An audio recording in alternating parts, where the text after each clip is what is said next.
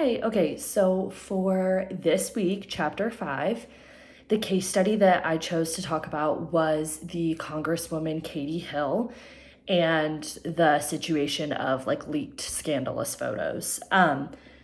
So for the micro question, the one that I chose was, is it ever appropriate for news organizations to publish sexually explicit photos? And I think no, like automatically. I think that there's never a reason why news outlets should be posting explicit photos. I think that in this situation, Katie's photos were linked without her consent, and they weren't important for the public to know. And so sharing them wasn't about informing people, it was about an invasion of her privacy. And I don't think that anyone should have their personal photos spread like that, and especially not by the media, because I feel like it just makes it 10 times worse and spreads it 10 times faster. For the mid-range question, the one that I chose was compare and contrast the decisions to publish photos in Anthony Weiner and Katie Hill's scandal.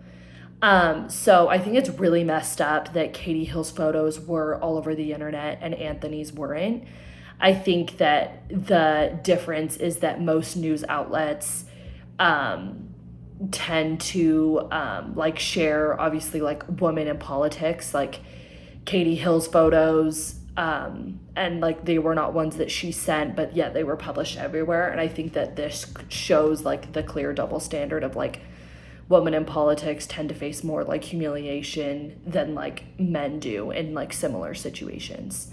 So I think it was not okay. I think that, I mean, I don't think anyone's photos should have been published in general, but I do not think it was fair that hers were and his weren't.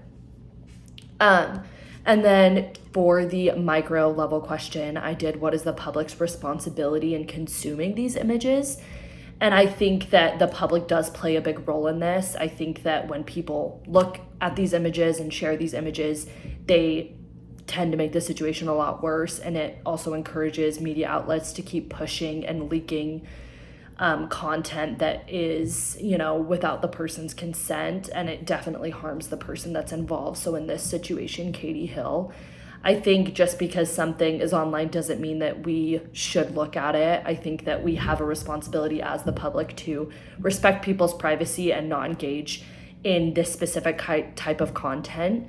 And I think it's also just like the saying, like, treat others how you want to be treated. Like if you were in Katie Hill's situation, what would you want? You would not want everyone sharing and talking about and leaking these photos. It's like, do the respectful thing and like don't look at it, like don't engage, because it's not okay for the media to be doing that to Katie Hill.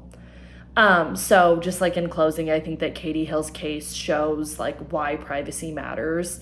And it also shows that like the media should not be leaking personal photos like that, and that we all need to be more careful on what we consume. And I think that it's just never okay to leak explicit photos, because I don't really feel like there any need for the public concern. Thank you.